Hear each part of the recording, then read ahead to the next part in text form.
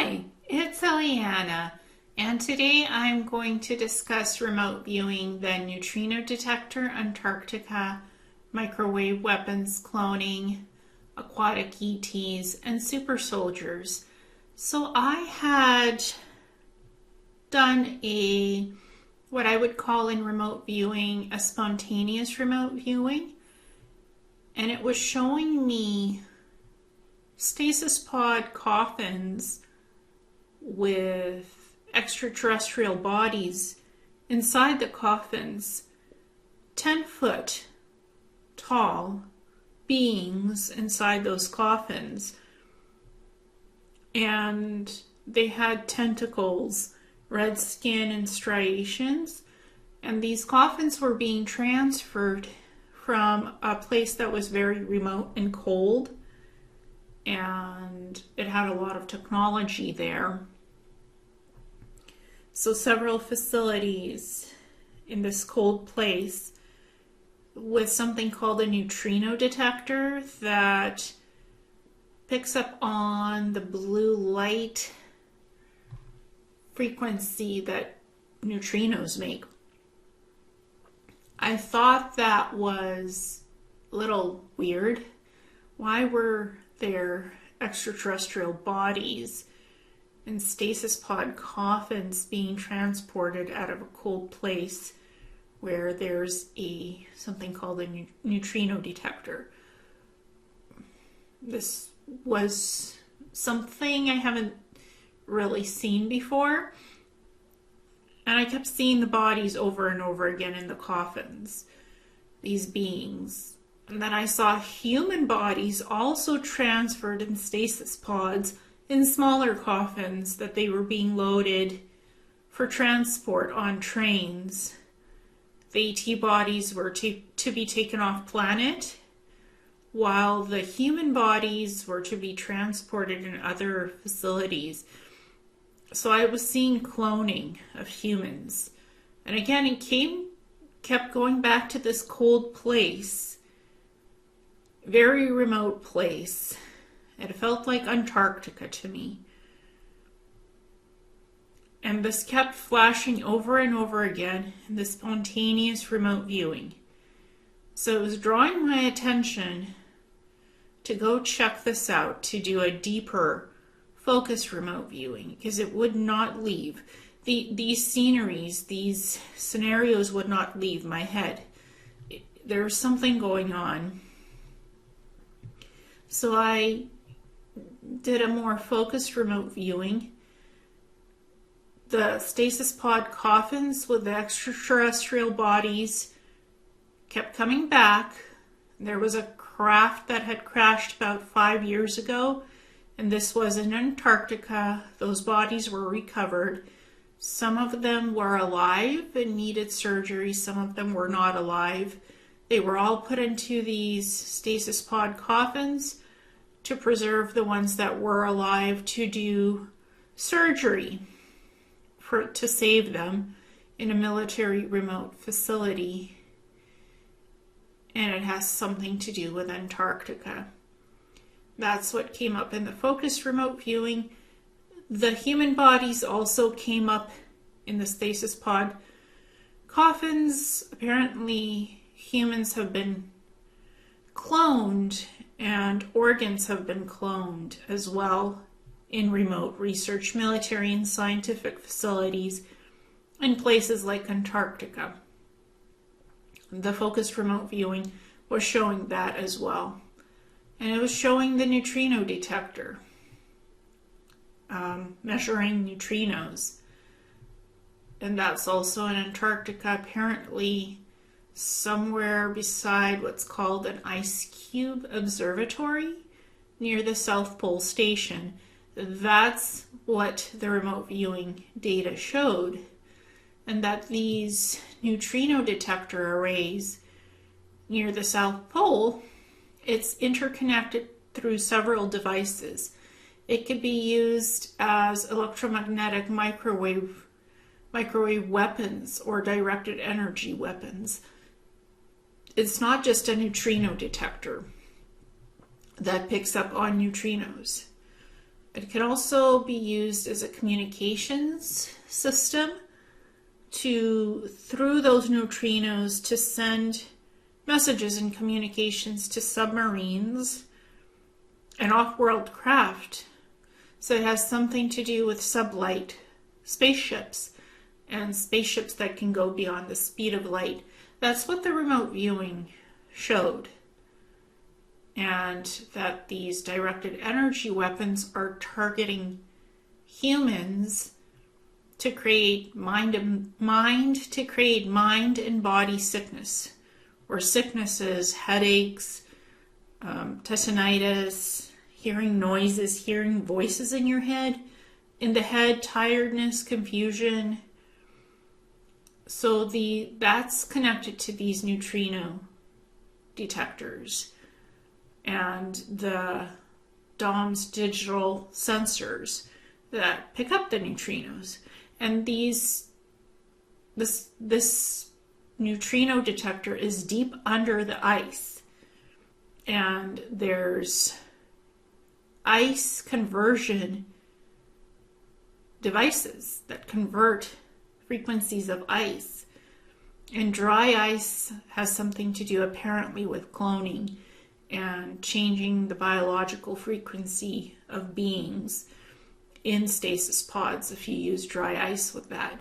And it can create a type of a hibernation system like torpor, where the humans want to fall asleep and sleep. When you apply dry ice with these stasis pod coffins, they come in different sizes. That's the other thing the remote viewing showed. It also showed that that there's devices using electromagnetic frequency and energy for the invisible energy beam directed weapons, laser systems. It's all precisely guided, but there's other devices connected that create portals going to the stars, to other worlds, and spaceships being launched and tested in Antarctica from docking ports, and that submarines are docking in Antarctica, experimental submarines. So they're working on spaceships that go beyond nuclear fusion. It uses anti-gravity technology, and there's also other programs that use nuclear fusion. So there's different types of programs, and some of them are in other remote places in the world, not just in Antarctica. There's military facilities, scientific medical labs that do testing and experiments on extraterrestrials. That's in Antarctica and other places. And these neutrino detectors apparently can track spacecrafts and UFOs. They can track dark matter, they can track radiation, because everything emits a low-grade radiation. Crafts do. It's not harmful to the body. Electronics emits radiation. So these neutrino detectors can track UFOs, they can track communication systems, they can track other crafts. And the experimental anti-gravity crafts being launched in Antarctica, they can travel to the Moon and Mars and the military orbital space station platforms between the Moon and Mars. And there's outposts on the Moon and Mars. This is something else that was shown to me through this remote viewing, and that there's portable platforms that are energy beam weapons, invisible weapons being tested on humans to make humans sick from long distances, and humans don't even know about it. That's something else that came in from the focused remote viewing. So this is what this book is about. It is all the data that was collated from the remote viewing, and there was about 11 to 12 sets of remote viewings that were done from May 20th to May 22nd. and then everything was compiled together. And also, once all the remote viewing data was completed, there was background research done to see if these neutrino detector devices are actually, if those neutrinos can go beyond the speed of light, and if messages can be sent through neutrinos, and apparently the research shows that messages can be encoded into neutrinos to be sent to submarines, to be sent to other crafts off-world, and that perhaps that alien civilizations or extraterrestrials are likely and potentially using neutrinos as a form of advanced communication systems. And we're just not aware of it because scientists are tracking radio wave signals. They're not looking for neutrino communication signals. But advanced civilizations, it's hypothesized in the background research that advanced extraterrestrial beings are using neutrino particles to encode communications and messages. And it was shown in the remote viewing that indeed those neutrino detectors put out a lot of electromagnetic energy and power, and that neutrinos can be used as sources of communication systems. The background research says that this is possible to do, to send messages to submarines and other devices, other neutrino arrays can pick up the messages. That experiment has already been done, and it was successful. It was a very basic experiment, and apparently neutrinos can be weaponized, to be used as energy weapons. If you spin the particles fast enough in the neutrinos, you can weaponize them. The research also shows that.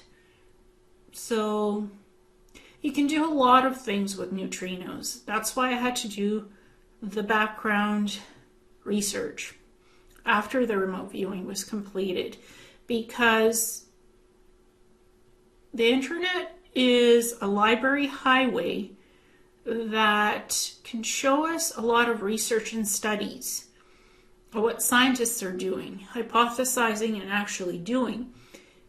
And there's scientific proof and research that neutrinos do work in the same way as what the remote viewing data showed.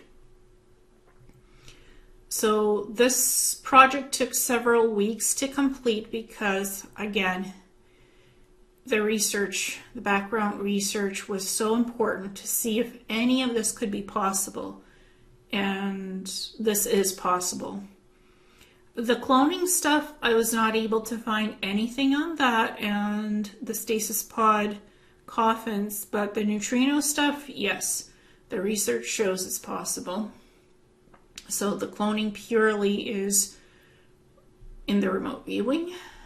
I could not find any background research for that to prove that dry ice is used in cloning, although dry ice is used to keep mice chilled for years until scientists are ready to clone them. That is what I found. It's a lengthy paper. It's not included in this book because it's a whole scientific process, but apparently mice can be preserved for cloning through dry ice processes. So that is real, very much real, and that has been done with mice, and it has been done with other beings. And this is the remote viewing stuff about the Neutrino Detector Array by the South Pole Station, May 20th. And these DOMs, digital detector sensors, are connected to wired sensors. It's contained in the ice shield, and the ice acts as a pure source of energy and water. so that nothing interferes with this neutrino detector. It comes in with perfect clarity information. That's why it's buried in an ice shield, apparently. That's the first time I'm seeing this. This is really next level science stuff.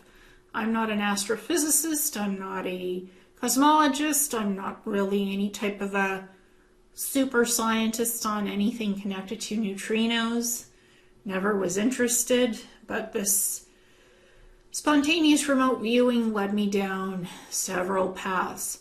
Apparently, there's also organ harvesting and human trafficking done in these secret experimental laboratories. Some of it happens in Antarctica and elsewhere, so that's the dark side. That's part of this stuff.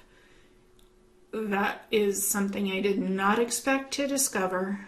Wasn't ready for it, but it's the ugly side of secret experiments. This is another device called ice neutrino conversion device. It has many antennae connected to it. It's in the ice. It has coils, and it's used as invisible weapon force in Antarctica. And then we look at South Pole Neutrino Array System Ice Cube Observatory. And it's another huge array system. And it's connected to a company called Raytheon. Apparently they do some work for the South Pole Station. They reconfigured and upgraded their satellites. I found research data that the Raytheon company does maintenance for the South Pole Station and upgrades its systems. So here, the area of the South Pole Station came up, and this huge device, energy device, with antennae, it's spinning energy, it's creating energetic outputs, and then a few kilometers away from it is the Ice Cube Observatory. So this is within the vicinity of the South Pole Station and the summer camp, because there's a huge, my research showed there's a huge area. It's not just the South Pole Station, it's a whole experimental area that's been specifically assigned to do studies and experiments with neutrinos, looking for dark matter, neutrinos, quasars, blazars, pulsars, the works. And this is what these systems do, and they're networked to satellites and radars. Everything is 24/7 on computers and servers these days.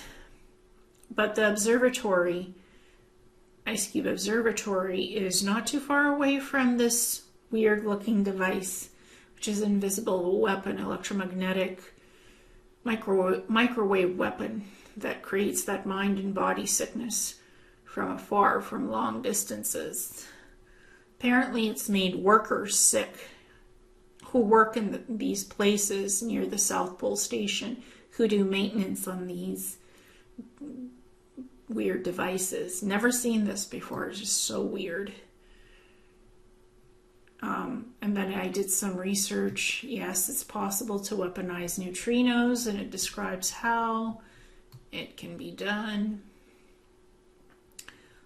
So that is that one. And then there's the electromagnetic microwave weapons array. And that's a separate device that could change DNA and physical properties of the body. DNA helix can be changed. It can impair cognition, brain function, mind, body systems with energy beams. It could create burns, heats up things internally and externally. Yeah, there was a lot of information that came up on this device. And it's a portable beam system platform that could be anchored, moved around. And there's underground tunnel systems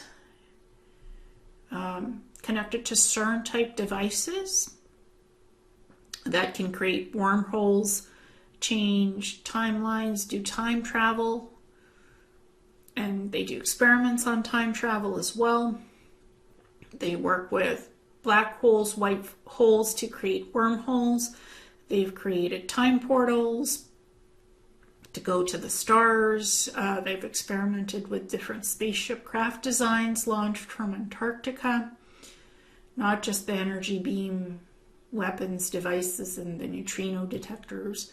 There's much more. This is a large area and a portable electromagnetic microwave weapons array system. There's also something called the magneton array field system and underground facilities in Antarctica. It has to do with electromagnetic fields production, energy production, flux fields, and time dilation technology for slowing time and speeding up time, dividing or splitting timelines, creating concurrent realities, piercing the veil between different densities, dimensions, and realms, can open up tears in time and space if device is overloaded with too much electromagnetic consumption or power production. So they worked on time portals, they worked on time travel with these devices. It has power coils and cells, lots of energy being emitted from it. And it's called the magneton array, and it cleans up waste, bio-waste. It cleans up a lot of dirty emissions. So this is a device that can be used for cleaning purposes of the environment and other things. It's a power generator, and it can produce clean energy production on this large device. So it's used for several different things. Mainly, it's the magneton array field system for cleaning up waste and power emission fields, but it also can be a power generator creating clean energy productions in large amounts. There's also dome systems under the ice, and there's cryogenic experiments going on with frequency people inside stasis pods, humans sleeping in chamber pods, underground facilities. And this was something to do with dry ice and cloning. These types of facilities are in Antarctica and other remote places in the world where nobody can know that these types of secret experiments and programs are even happening. People are not aware of this. So that's another device with power coils and cells, and it produces lots of energy and vibration. It does vibrational modulation, top secret projects and underground facilities. And some of it is on the surface in Antarctica. And then remote viewing, portable microwave technology, retrieval crafts. Apparently there was some kind of a military operation with a huge craft that retrieved and salvaged other metamaterials for crash sites of crafts. This is a big craft. There's portable microwave technology to control people through sound frequency, to control their mind, their body, and it's connected to satellite connections, so it sends live feed. Then there are these control towers, radar towers that are inside experimental domes, huge computer systems. There's transport system, underwater technology tubes, ancient submarine stations and docking ports. There's scientists working on this visor helmet, mind control of people technology, and the people have glowing energy around them. There's energetic coils, energy production stations, a huge tower system that scientists are studying, which is a portal system, travel to different continents, especially South America. So there's a lot going on.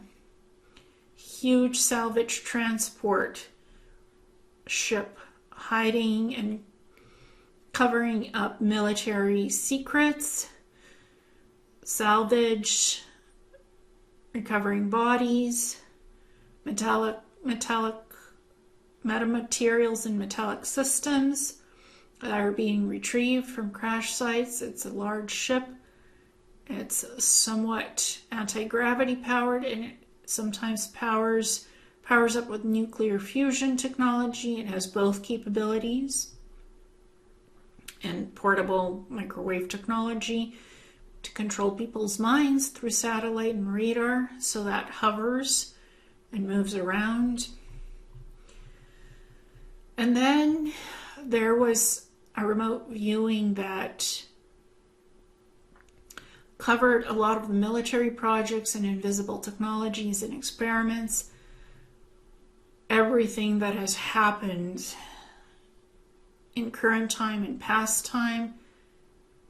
There's been experiments done on soldiers to try to make them into super soldiers, to remove pain receptors, to remove connection to pain, to desensitize soldiers to pain, to change the electromagnetic frequency and voltage systems of living beings, to enhance the body and the mind, to create super soldiers with strength, intelligence. With these projects in the 1950s, that was done.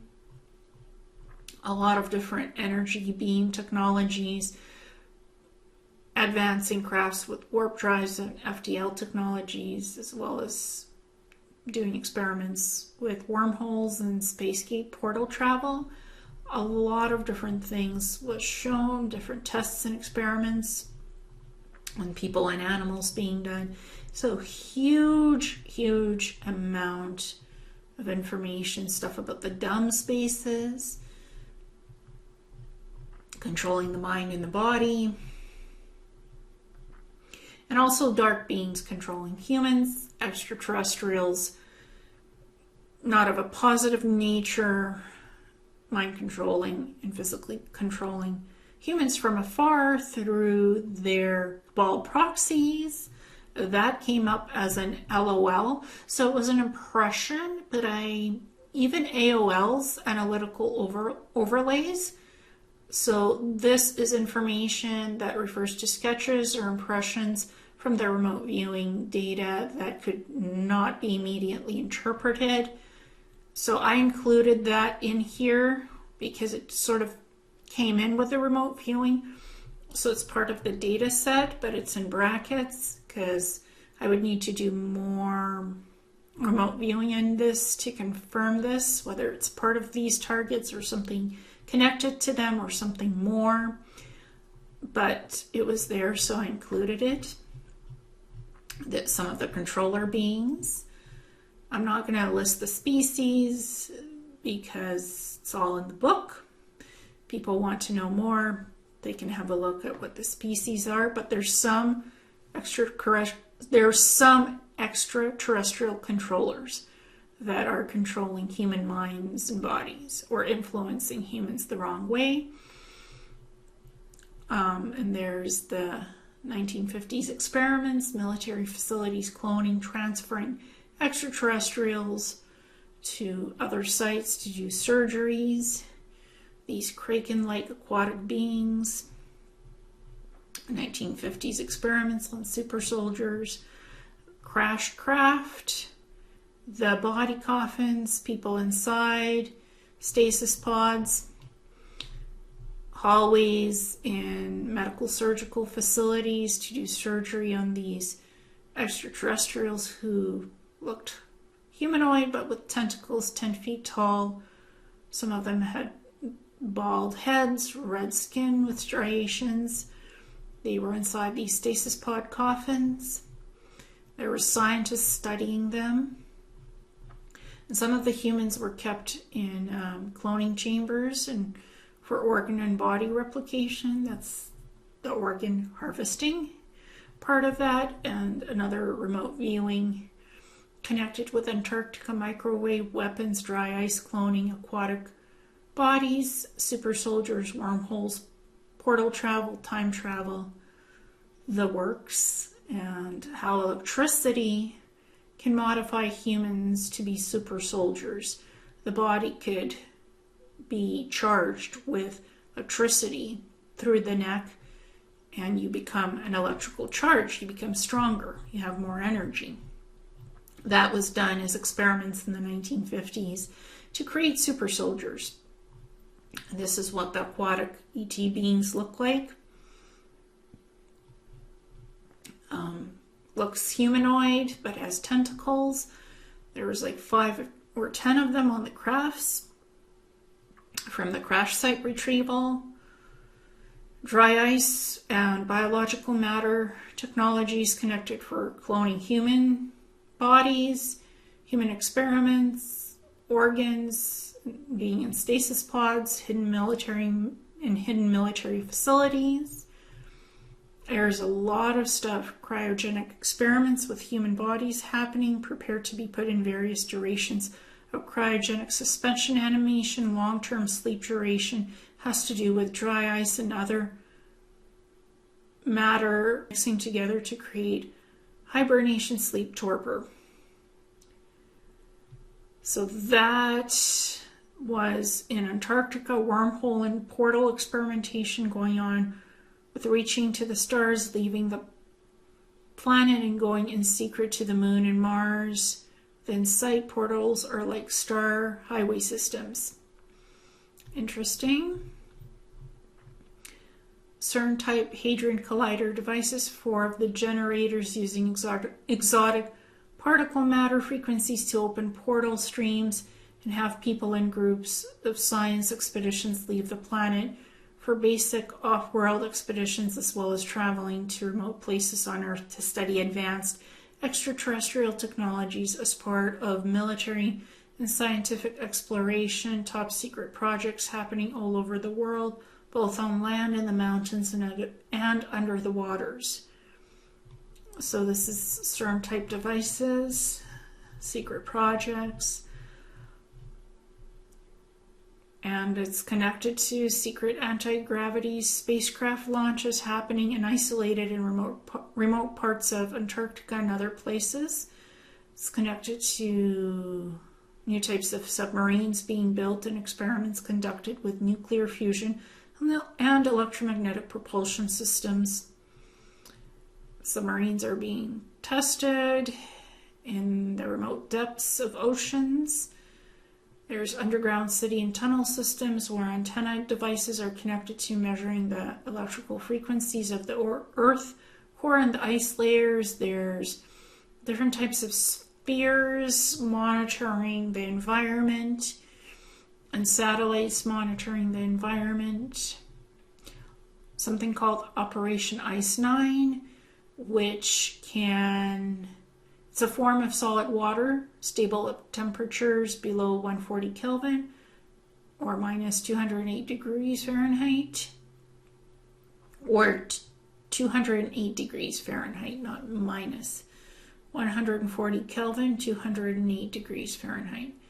So Ice 9 is a structure of 9 droplets of water that go through a molecular and chemical transformation, also using laser technology in a specific way, which ties back to the technology called electromagnetic laser pulsation, or using laser technology in a specific way to impact the water, which can be used to freeze large bodies of water almost immediately to a depth of up to 9 feet. This is talking about oceans when it is said large bodies of water.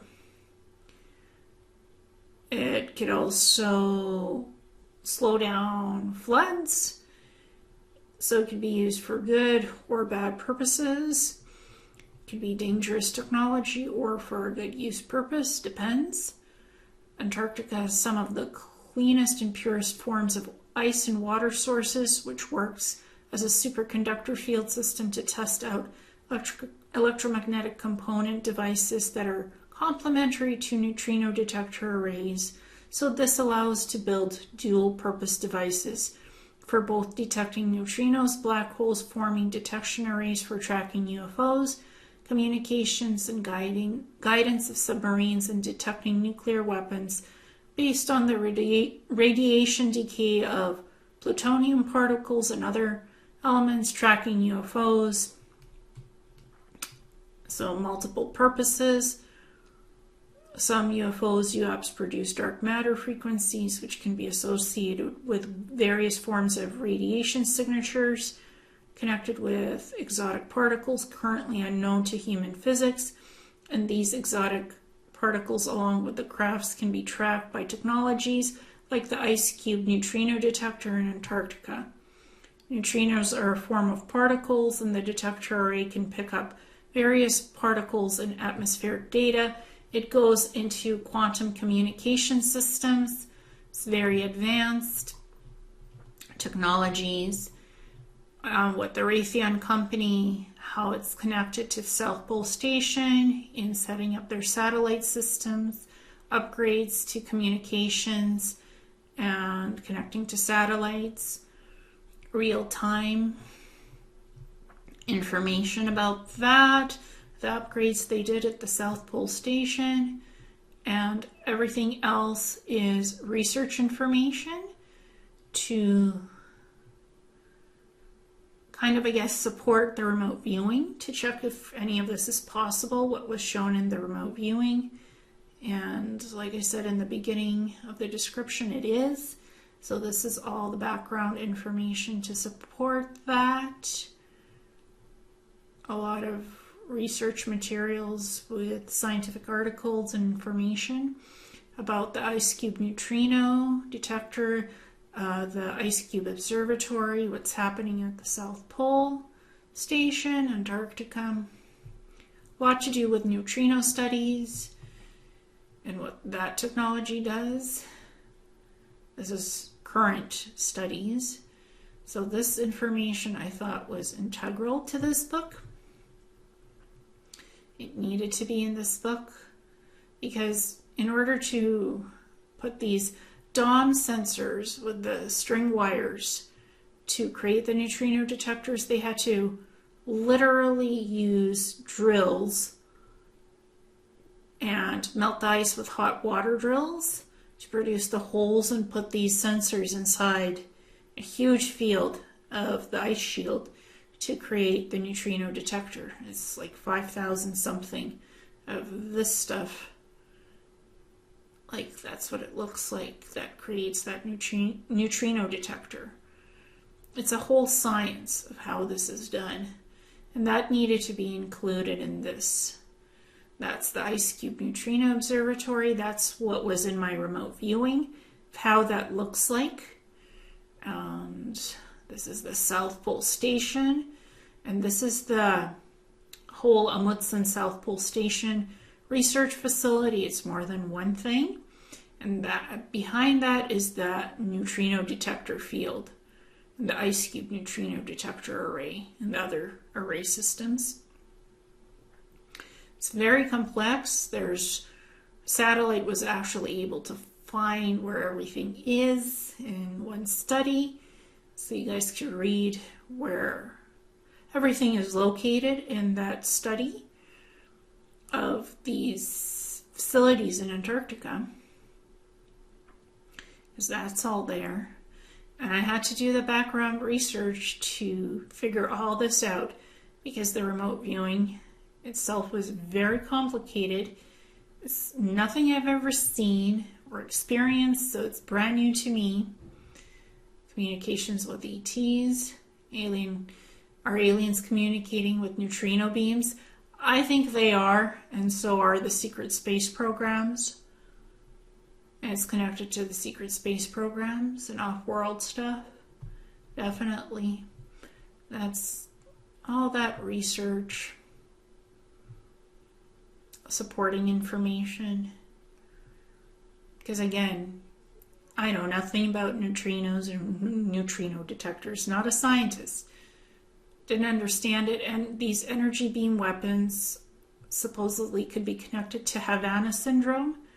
which made some diplomats and spies sick in 2016 when they were serving in Havana, Cuba.